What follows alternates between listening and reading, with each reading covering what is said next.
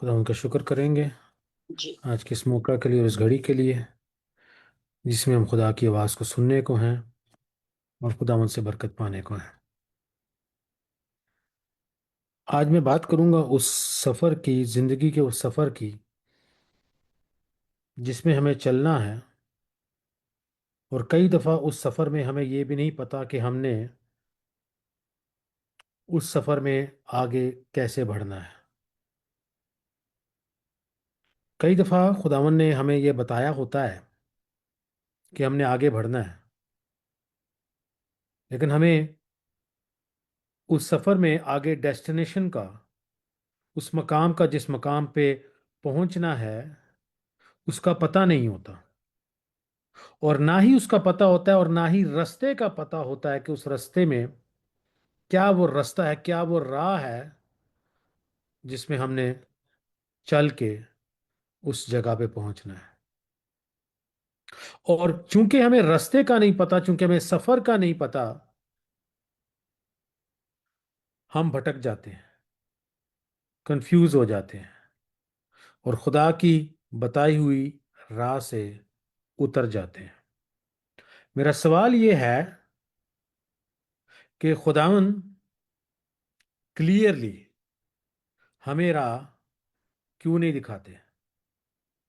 खुदावंद के लिए कई ऐसी बातें हैं, कई ऐसी चीजें हैं जिंदगी में, कई ऐसी सिचुएशन है जिसमें आपको समझ नहीं आ रही होगी कि अगर मैं इस सफर पे, इस रास्ते पे चल रही हूं, चल रहा हूं, तो सब कुछ जो है वो स्मूथली क्यों नहीं चल रहा।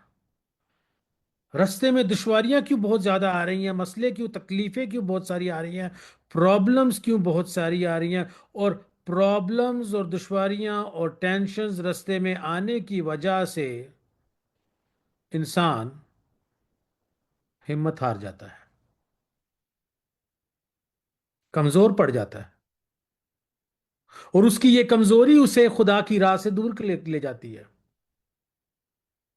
और आज के कलाम से हमने ये सीखना है कि रास्ता जितना भी मुश्किल हो, खुदावंद के साथ वफादारी नहीं छोड़नी।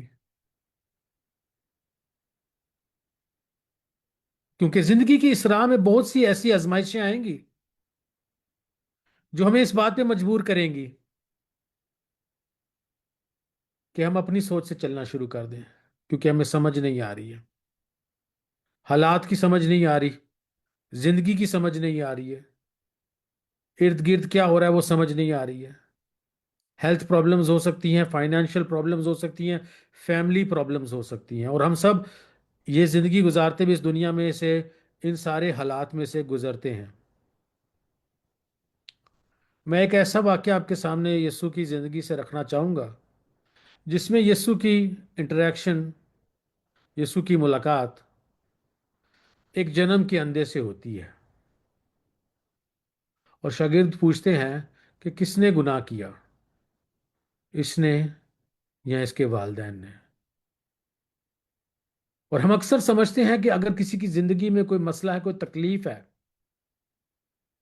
तो वो इसलिए है क्योंकि किसी ने गुनाह किया है, कोई कमी है, कोई प्रॉब्लम है जिंदगी में, कोई ना कोई खता की है, इसलिए इसकी जिंदगी में कोई प्रॉब्लम है। लेकिन यीशु एक बड़ा खूबसूरत जवाब देते हैं कि ना तो इसने गुनाह किया, ना तो इसके वालिदैन ने गुनाह किया, बल्कि इसलिए ये अंधा, जन्म का अंधा इसलिए अंधा है ताकि खुदा के काम जो हैं वो इसकी ज़िंदगी से ज़ाहिर हों। खुदावंद के नाम को जलाल मिलने के लिए खुदावंद ने उसको अंधा पैदा होने की इजाज़त दी थी, क्योंकि खुदावंद अभी इतना बड़ा काम जो है वो उसकी ज़िंदगी से करेंगे। और आपको और मुझे ये समझना है कि जब हम अपनी तकलीफ़ों से, अपनी मुश्किलों से, अपनी टेंशन से, अपनी दुश्वारियों से गुजर रहे होते हैं, तो वो मौका ये नहीं होता जिसमें खुदावंद हमें नीचा कर देना चाहते हैं या हमारा ईमान को कमज़ोर कर देना चाहते हैं। या वो मुसीबत और वो प्रॉब्लम इसलिए नहीं आई होती ताकि हम जो है वो टेंशन में रहें, बल्कि वो मुसीबत और वो प्रॉब्लम प्रॉब्लम इसलिए आई होती है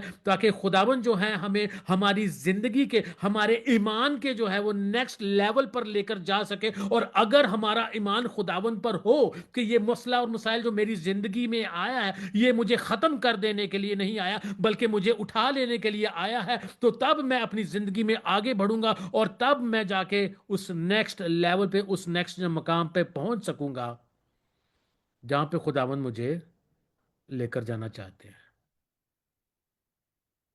लेकिन हम पहले ही हिम्मत हार जाते हैं, हम पहले ही कमजोर पड़ जाते हैं,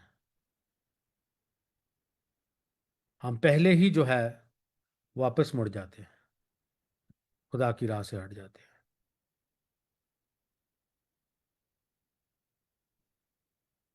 यीशु ने कहा इसलिए ये है कि खुदा के काम इसमें जाहिर हो। आपकी मुसीबत किस लिए है? आपकी मुसीबत आपकी जिंदगी में इसलिए है ताकि खुदा के काम आपकी जिंदगी से जाहिर हो। मुसीबत में अब आपने ये सोच नहीं रखनी है खुदाया मेरे साथ ऐसा क्यों हुआ, है खुदाया मैं ऐसे क्यों गुजर रहा हूं। ये सोच हमने हमेशा के लिए बदल देनी है। ये सोच हमने क्या करना है, हमेशा के लिए बदल देनी है। और जब हम ये सोच बदलेंगे तो हमारी जिंदगी बदलेगी, नहीं तो दोबारा से रिपीट करते हुए वही बातें हमारी जिंदगी में वो दोहराती रहेंगी। अब जन्म का अंधा है, यीशु ने जमीन में थूका और मिट्टी को गीला किया और उसकी आंखों पे लगा दिया और उसको कहा कि जा शलूक के उस हौज पे जाके अपनी आंखों को धो। अगर कोई अंधा है, चले छोड़े अंधे को, अगर किसी को नजर आता है और उसकी आंखों पे गीली मिट्टी लगा दी जाए तो उसको, जिसको नजर भी आता है उसको भी नजर नहीं आएगा। अगर किसी को नजर भी आता है और उसकी आंखों पे गीली मिट्टी लगा दी जाए तो जितना नजर आ रहा है वो भी नजर आना बंद हो जाएगा। और ये क्या है?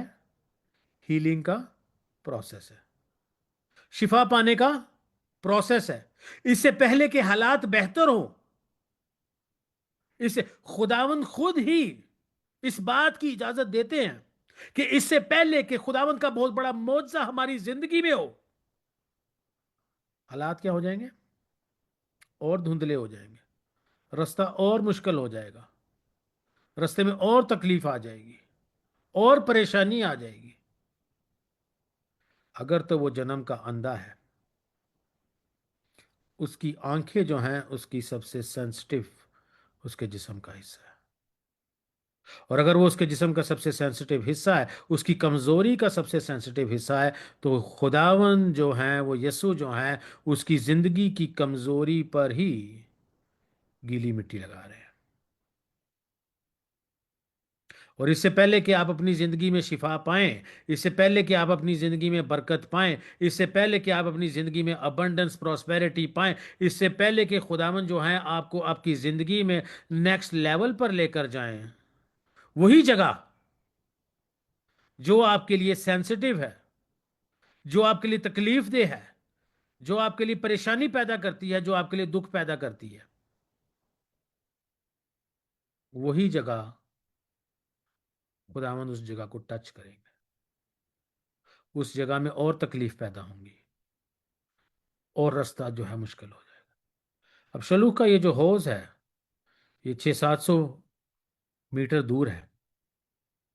आम इंसान जब चल के जाएगा तो 15 से 20 मिनट लगेंगे, लेकिन वो इंसान जिसने कभी वो देखा ही ना हौज और ना ही उसको रास्ता पता हो, उस जमाने में अंधे जो हैं उनको इतनी मदद कर दी जाती थी कि उठा के मांगने की जगह पे ले जाते थे।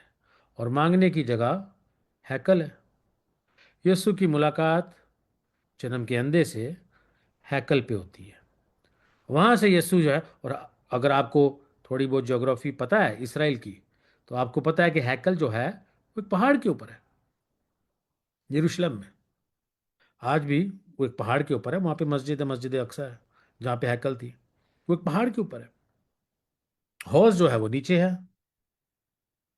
रास्ता जो है मुश्किल है, पथरीला रास्ता है, रास्ता उसको पता नहीं है, रास्ता पता नहीं है। और यीशु कह रहे हैं, जा, जाके अपनी आंखें धो ले, जा। क्या यीशु को यह पता नहीं है कि इसको वहां जाने का रास्ता पता नहीं है? और बहुत दफा आप और मैं क्या ये सवाल पूछते नहीं है कि खुदावन तूने मुझे वहां भेज तो दिया, लेकिन मुझे वहां जाने का रास्ता पता नहीं है।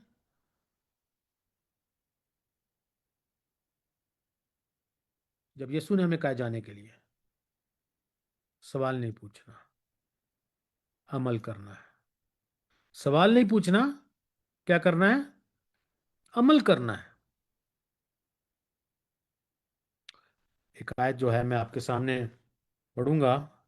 उस रास्ते में, उस मुश्किल रास्ते में जन्म के अंधे को क्या लग रहा है? जन्म के अंधे को लग रहा है, जन्म के अंधे को लग रहा है कि वो अकेला है, वो तकलीफ में है, वो परेशानी में है, और है भी। क्योंकि उसको रास्ता तो नहीं पता, उसको क्या क्या करना है। उसको पूछते पूछते जाना है। हो सकता है रास्ते में कोई ऐसा मिले जो कहे, यार तेरा तो ये जगह ही नहीं है, तू वापस जा। लेकिन उसको कहना, नहीं नहीं नहीं, मुझे आगे जाना है। बहुत सी रुकावटें आएंगी ना। उसको लग रहा है वो उस रास्ते में अकेला है। अमसाल 5 बाब उसकी 21वीं आयत में लिखा, for the ways of a man are before the eyes of the Lord. इंसान की राहें जो हैं वो खुदावंद की आंखों के सामने है। उसको लग बेशक ये रहा है कि इस राह में अकेला है वो। आगे ये लिखा है, and he ponders his path. वो उसकी राह पे, उसके रास्ते पे, इंसान के रास्ते पे क्या कर रहा है? गौर कर रहा है। खुदावंद क्या कर रहे हैं? उसके राह पे, उसके रास्ते पे गौर कर रहे हैं। इंसान को क्या लगता है? इंसान को लगता है अपनी इस मुश्किल में, अपनी उस परेशानी में वो अकेला है। और आज के कलाम से हम क्या सीख रहे हैं? बेशक हमें ये लगे कि खुदावंद खामोश है, लेकिन खुदावंद देख रहे हैं।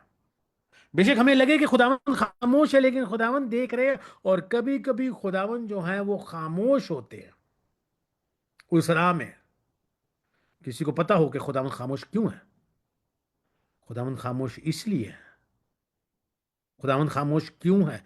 खुदावंद खामोश इसलिए है क्योंकि इंस्ट्रक्शन से लेके डेस्टिनेशन तक खुदावंद बात नहीं करेंगे। और हमें क्या लगेगा कि खुदावंद मेरी सुन ही नहीं रहे हैं, खुदावंद मुझसे बोल ही नहीं रहे हैं। लेकिन खुदावंद ने बोल दिया हुआ है, जा, जाके शलूक के हौज पे मुंह धोआ, आंखें धोआ अपनी। खुदावंद बात कर चुके हैं और खुदावंद हुक्म जारी कर चुके हैं आपकी और मेरी जिंदगी में। खुदावंद नहीं बोलेंगे जब तक के नेक्स्ट, आप जब तक के उस डेस्टिनेशन पर नहीं पहुंच जाएंगे जहां पे खुदावंद ने आपको जाने के लिए कहा है। जहां पे खुदावंद ने आपको जाने के लिए कहा, जब तक आप उस डेस्टिनेशन पे नहीं पहुंच जाएंगे, आपको क्या करना है? आगे चलते रहना है, आगे चलते रहना है। देखिए, मैं बात कर रहा हूं एक्सपीरियंस के साथ। मैं बात ये नहीं कह रहा कि जो मैंने सीखा है। आप में से काफी, सब लोग जानते हैं, खुदावंद ने 1 साल से ज्यादा वक्त हो गया है। लास्ट ईयर अगस्त में खुदावंद ने कहा था हमें, उससे पहले ही लेकिन अगस्त में हमने अपना बिजनेस बंद कर दिया। खुदावंद ने कहा मेरी खिदमत करनी है।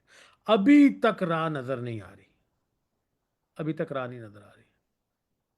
अभी तक 1 साल से ज्यादा हो गया, आमदनी नहीं हमने कमाई, कोई पैसा नहीं कमाया। कितने हैं जो कि आमदनी के बगैर 1 साल से ज्यादा गुजार देंगे? हमें लगता था 2-3 महीने से ज्यादा नहीं गुजार सकते। लेकिन ईमान का जो इम्तिहान है, उसकी ये घड़ी होती है जबकि आपको किसी बात की समझ नहीं लग रही होती। आपने अपना सर नीचे करके उस शलो के होज की तरफ चलते जाना है, खिदमत करते जाना है। ये ना हो कि मैं वापस मुड़ के वापस से बिजनेस शुरू कर दूं या कोई और कारोबार करना शुरू कर दूं, खिदमत छोड़ दूं। जबकि खुदावन ने मुझे इस मकसद के लिए चुना है। और मैं ये नहीं कह रहा कि आपको भी इसी मकसद के लिए चुना है, लेकिन आप सबको किसी ना किसी मकसद के लिए चुना है। और उस मकसद के बीच में, उस मकसद पर पहुंचने के बीच में आ जाती हैं मजबूरियां, आ जाती हैं जरूरतें, रिस्पॉन्सिबिलिटीज, फैमिली। बड़े ईमान की जरूरत है, बहुत ज्यादा ईमान की जरूरत है कि आप कहेंगे कि अव्वल दर्जा मैंने खुदावन को देना है।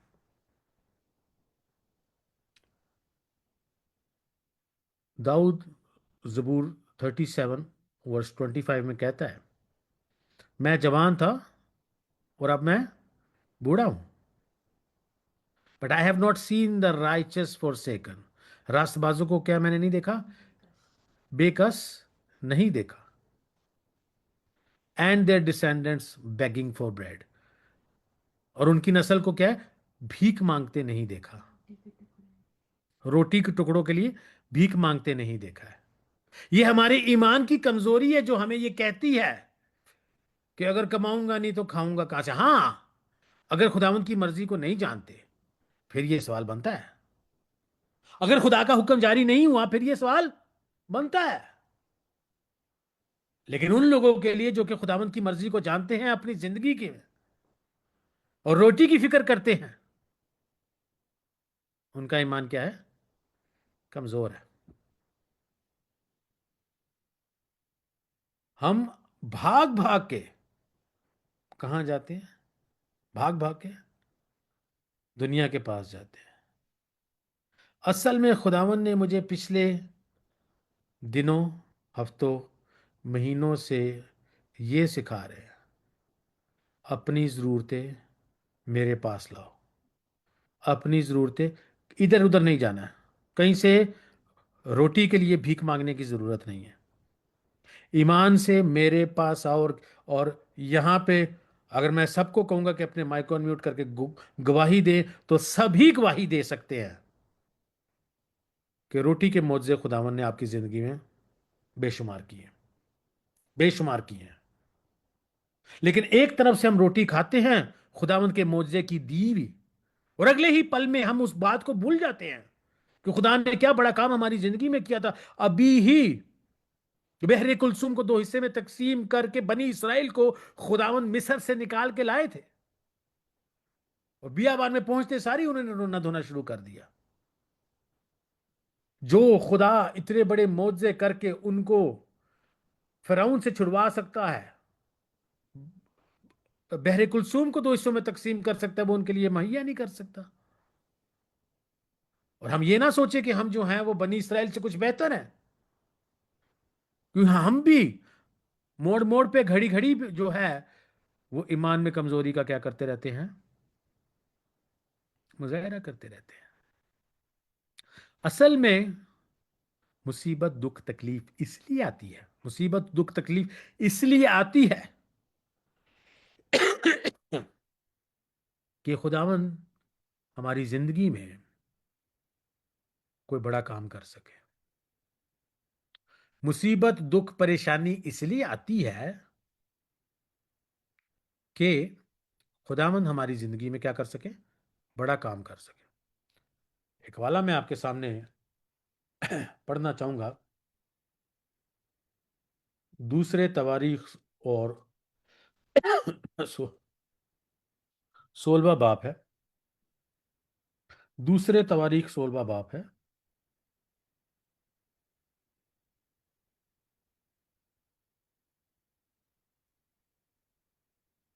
उसमें ऐसे लिखा है, for the eyes of the Lord, खुदावंद की नजरें। पहले मैंने आपके साथ आयत शेयर की थी, कहां से, इमसाल 5 बाप में से, कि खुदावंद की राहें तकती रहती हैं इंसान की राह को।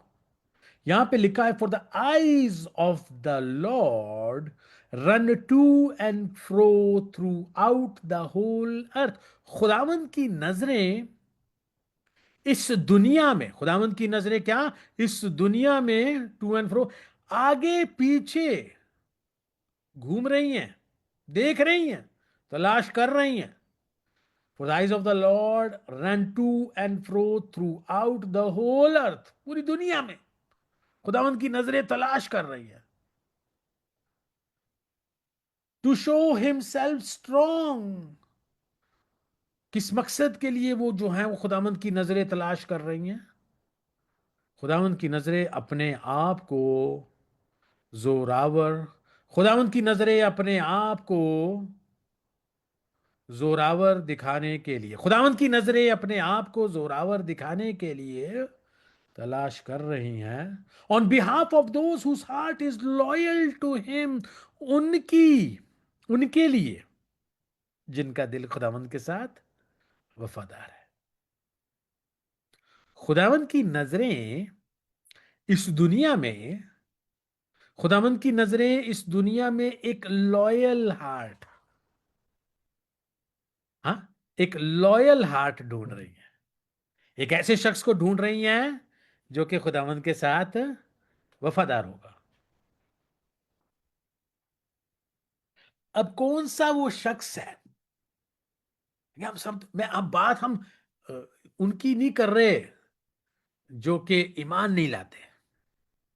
हम बात कर रहे हैं कलीसिया में लोगों की, खुदा के घर में लोगों की हम बात कर रहे हैं। उनमें कौन से ऐसे लोग हैं जो कि खुदावन से वफादार नहीं है? इस सिचुएशन में, इस कहानी से हमें पता लगेगा, क्योंकि ये सिचुएशन जो है, ये कहानी जो है, ये एक बादशाह की है जिसका नाम आसा है। और वो बादशाह, आसा बादशाह जो है, वो खुदावंद के साथ चलने वाला वफादार बादशाह है। अब इस बादशाह के खिलाफ मिस्र और इथियोपिया की, नॉर्थ अफ्रीका की उस वक्त की सबसे बड़ी फौज आई। 1 मिलियन फौजियों को लेकर आया, 300 रथ को लेकर आया, और पुराने आयतनामा में रिकॉर्डेड सबसे बड़ी फौज लेकर वो यहूदा के खिलाफ आ गया। अब इतनी बड़ी फौज को देखकर कोई भी बादशाह परेशान हो जाएगा। आसा बादशाह भी परेशान हो गया, लेकिन चूंकि ये खुदा के साथ मिलकर चलता था, तो इसने क्या किया? दुआ करना शुरू कर दी। और यही हमें करना चाहिए। मुसीबत के वक्त में, अच्छे वक्त में याद करना तो चाहिए चाहिए, मुसीबत में भी याद करना चाहिए। अब इसने क्या किया?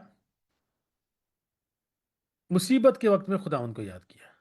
खुदावन ने इतना बड़ा मुआवजा किया कि उस इसको लड़ने की जरूरत ही नहीं पड़ी। क्या किया? खुदावन ने उस आर्मी को खुद ही मार दिया। भाग गए वो, भाग गए। इतना बड़ा मुआवजा कि इसकी फौज थोड़ी छोटी सी थी उनकी निस्बत। अब कई साल गुजर जाते हैं, और कई सालों के गुजरने के बाद क्या होता है?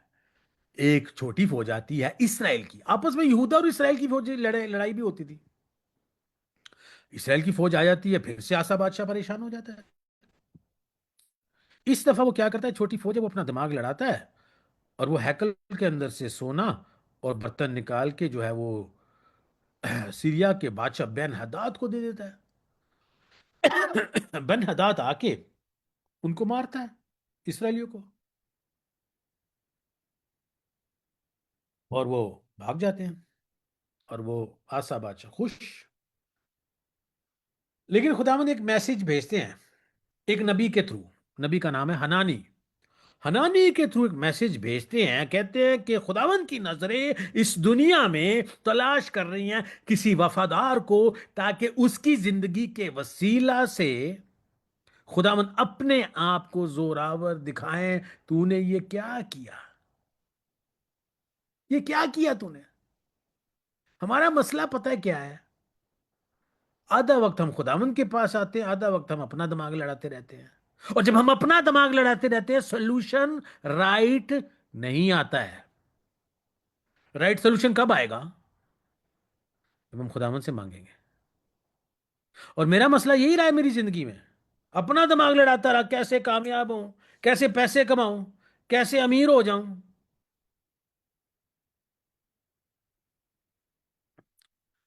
कैनेडी भाई तो बड़े अच्छे से ये जानते हैं क्यों छोटी उम्र से ही बिजनेस कर रहा हूं। और आपने देखा है ना, बहुत दिमाग लड़ाया, बहुत ये किया, बहुत वो किया। आखिर में जो ईमानदार लोग हैं उसको थक हार के कहाँ आना पड़ता है?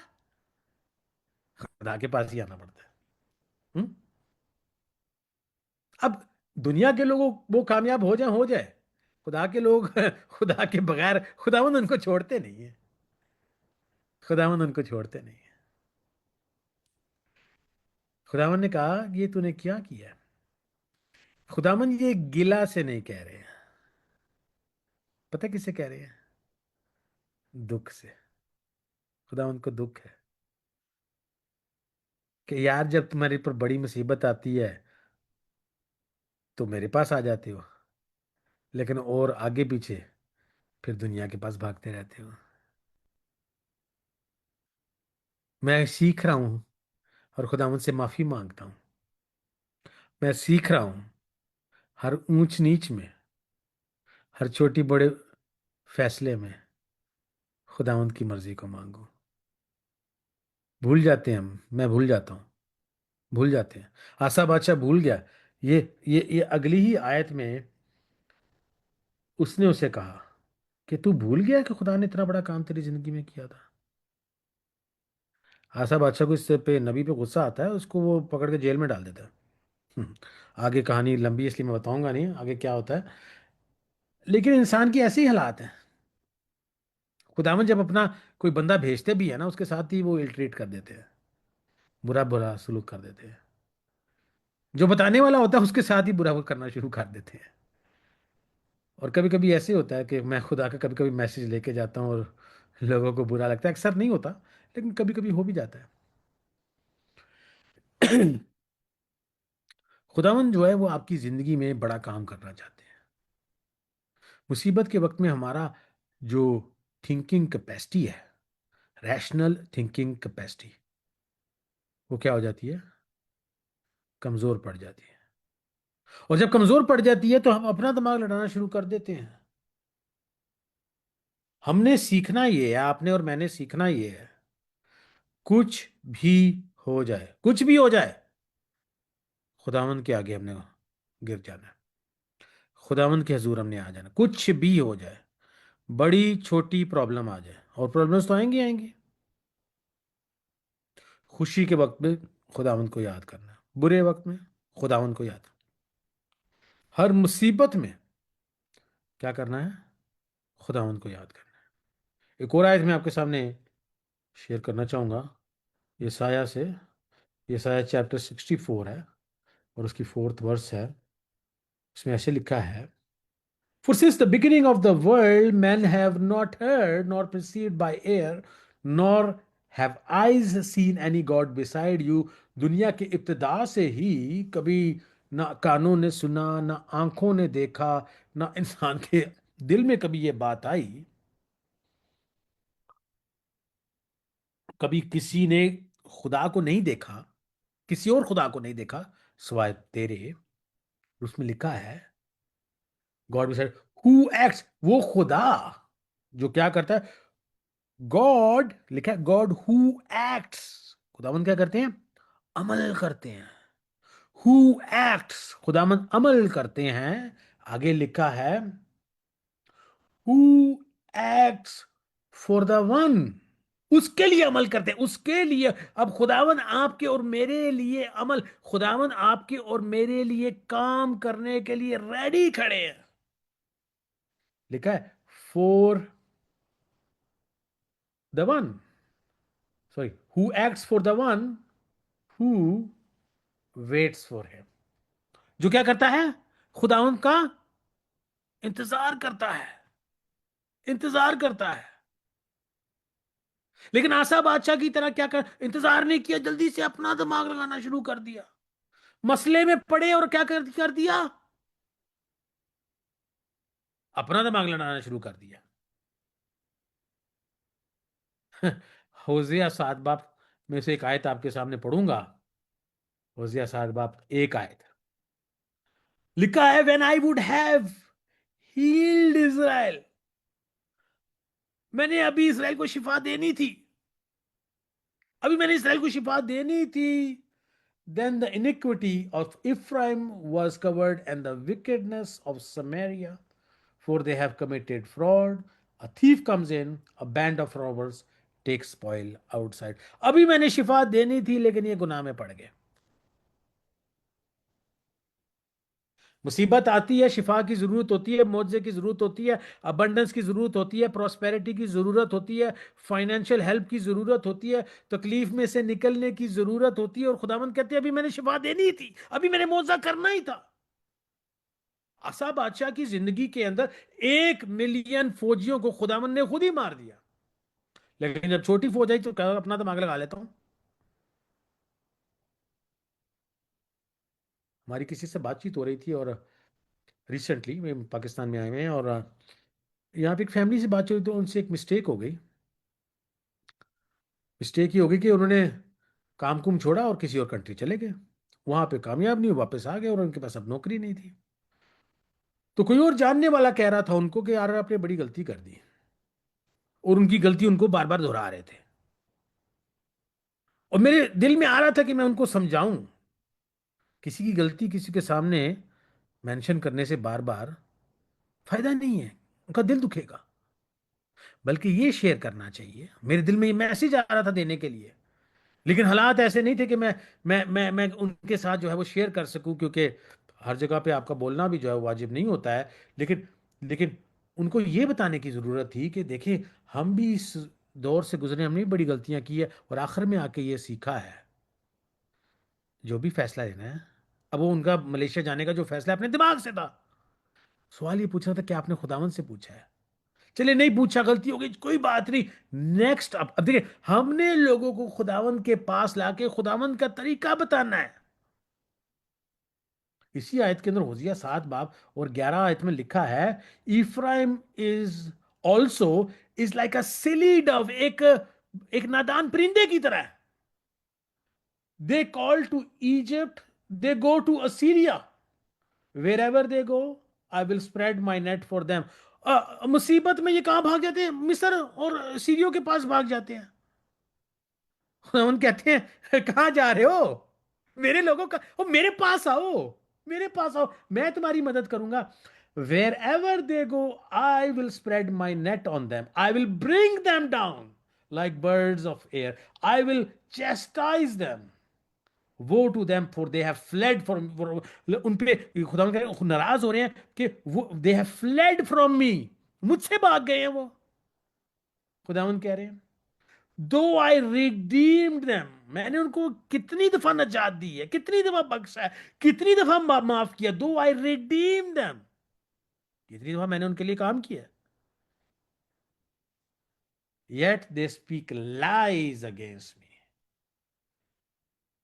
दे did not cry out to me with their heart when they wailed upon their beds. रो तो वो रहे हैं बिस्तर पे. When they wailed upon their beds, वो रात रात रो रहे हैं अपनी मुसीबतों की वजह से, दुखों की वजह से, और खुदावन देख रहे हैं उनके आंसू. लेकिन लिखे लिखा, they did not cry out to me, वो मेरे आगे नहीं रो रहे. मिस्र के आगे रो रहे हैं, उसके आगे गिड़गिड़ा रहे हैं, असीरियों के आगे, मेरे आगे नहीं रो रहे. कैसे निकालूंगा उनको जब मुझसे मांग ही नहीं रहे? कलाम हमें क्या बताता है? हम पाते नहीं क्योंकि हम मांगते नहीं. और अगर मांगते हैं तो गलत नीयत से, गलत जगह से, गलत लोगों से, गलत डायरेक्शन से मांग रहे हैं. मिस्र से मांगोगे, असीरियों से मांगोगे? क्या तुम भूल गए हो कि तुम्हारे खुदा ने तुम्हें कहां से निकाला था? मिस्र से निकाला था. क्या हम भूल गए हैं कि उस खुदावन ने हमारी जिंदगी में पास्ट में क्या मौजज़े किए थे? भूल जाते हैं हम कि पास्ट में खुदावन ने हमारी जिंदगी में क्या मौजज़े किए थे. खुदावन इन सारी हालात से, सारी सिचुएशन से हमें ये सिखा रहे हैं, ये बता रहे हैं, हालात जैसे भी हो जाए. मसला ये होता है ना, जैसे मैंने आपको पहले भी बताया कि जब हम हालात जब मुश्किल में आते हैं तो सोचने की कैपेसिटी कम हो जाती है. लेकिन हमने अपने अंदर ये कैपेसिटी बढ़ानी है कि मुसीबत जितनी मर्जी आ जाए, हमने खुदावंद के पास ही जाना. जन्म का अंधा जो है वो शलों के होश की तरफ आगे चलता जा रहा है। रास्ते में टेंशन बड़ी आई होंगी, परेशानियां बड़ी आई होंगी। अब उसको, जन्म के अंधे को ये नहीं पता कि यीशु कौन है। उसको नहीं पता, एक अनजान शख्स आता है, आंख पे मिट्टी लगाता है गीली, और कहता है कि जादू हो क्या। और वो उठ पड़ता है और चल पड़ता है, उठ पड़ता है और चल पड़ता है। अब सवाल, आप मुझे मुझे एक बात बताएं, सोच के बताएं, मतलब लिटरली नहीं बताएं, लेकिन मतलब दिल में बताएं ये बात। आप नहीं पूछेंगे, नहीं पूछेंगे, खुदावंद ये क्या बेवकूफी है। पूछते हैं कि नहीं देखिए, आप लगेगा आपको, नहीं नहीं मैं तो नहीं, जब जैसे खुदावंद कहते हैं मैं तो वैसे ही अमल करता हूं। चले आप बहुत नेक और पाक लोग हैं, मैं पूछता हूं खुदावंद से, खुदावंद ਇਹਦੇ ਤਾਂ कोई सेंस नहीं बनती पई, इस गल की तो कोई सेंस ही नहीं बनती पई। खुदावंद क्या हुक्म दिया हुआ मुझे जिंदगी में करने के लिए, ये जो बात आप बता रहे हैं इसकी तो कोई सेंस ही नहीं बन रही है। और फिर जब सेंस नहीं बनती तो क्या कहते हैं, और छड्डो परा यार, कहाँ जाना है, पूल पे यहीं बैठे हैं। और जब आप वहीं बैठे रहते हैं तो आपकी जिंदगी में क्या नहीं होगा, मुआवजा नहीं होगा। मुआवजा हासिल करने के लिए कहां पर जाना है आपको, शलोक के होश पे जाना है। लेकिन मुआवजा क्यों नहीं कर पाते, अपने दिमाग से सोच, आशा बादशाह ने क्या किया, अपने दिमाग से सोचने लग गया, अपना ही कोई हल निकाल लिया उसने। लेकिन अगर हम कंट्रास्ट, अगर हम कंपेयर करें जन्म के अंधे को, जन्म के अंधे की भी सिचुएशन मुश्किल है, किसी भी अंधे की सिचुएशन मुश्किल होती है। और उस जमाने में तो डिसेबिलिटीज वालों की थोड़ी इस तरह की बल्ले बल्ले थी, जैसे कि आज हॉलैंड में है। क्यों भाई, है कि नहीं? हॉलैंड में किसी की डिसेबिलिटी हो, गवर्नमेंट केयर करती है कि नहीं? ना ना ना, गवर्नमेंट कुछ नहीं देती थी उधर। डिसेबिलिटी वालों को जो है ना, इंसान ही नहीं समझा जाता था, इसने जरूर कोई गुनाह किया होगा।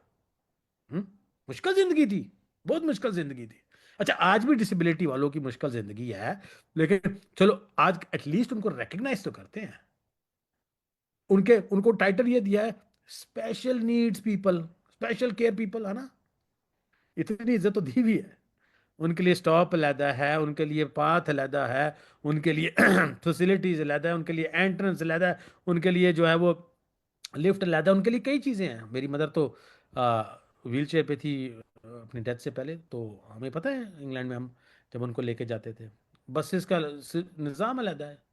यूरोप में एटलीस्ट, ऑफ कोर्स पाकिस्तान में ऐसा नहीं है। पाकिस्तान में तो आम इंसान, गरीब इंसान, आम इंसान के लिए जो है वो फुटपाथ नहीं बना हुआ है गुजरने के लिए। लेकिन मैं एक जनरल बात कर रहा हूँ। तो अब ये है कि मुश्किल जिंदगी थी, लेकिन जब उसने आवाज सुनी, आवाज की सेंस नहीं बन रही है। अक्सर खुदावन जो आपसे कहेंगे करने के लिए अपनी जिंदगी में, उसकी क्या नहीं बनेगी, सेंस नहीं बनेगी। खुदावन ने मुझे कहा बिजनेस बिजनेस छੱਡ, अभी भी बिजनेस की अपॉर्चुनिटी है, मेरी बादशाहत के लिए काम कर। रोटी किधर से खाऊंगा, सवाल नहीं बनता मेरा, रोटी किधर से खाऊंगा, आमदनी कहां से आएगी। अब सवाल सही है। खुदावंत को मैंने कहा, खुदावंत कहां से पैसे आएंगे, मेरे पास तो पैसे नहीं है। तो खुदावंत ने कहा, झूठ क्यों बोल रहे हैं, क्योंकि थोड़े बहुत पैसे तो थे। मैंने कहा मतलब इतने नहीं है, मतलब और नहीं आ रहे हैं। तो खुदावंत ने कहा, जब तक बिल्कुल भी ना ना हो तब आई कंप्लेन करने। मैंने कहा चलो ठीक है। साल गुजर गया, खत्म नहीं हो रहे।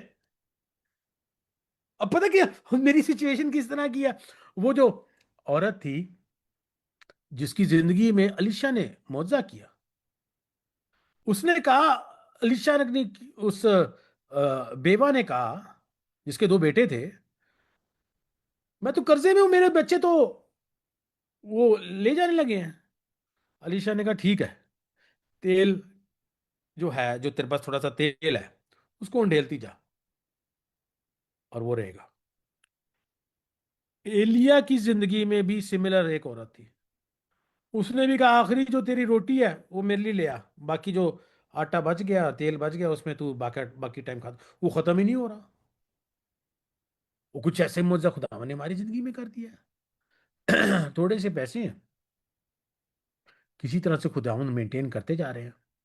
उन्हीं पैसों के अंदर खुदावंद दुनिया भी घुमा रहे हैं। आज पाकिस्तान में हम बैठे हुए हैं, खुदावंद दुनिया भी घुमा रहे हैं।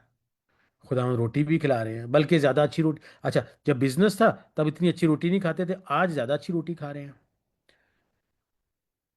मतलब ज़्यादा अच्छी, मतलब घर की ज़्यादा हेल्थी रोटी खा रहे हैं।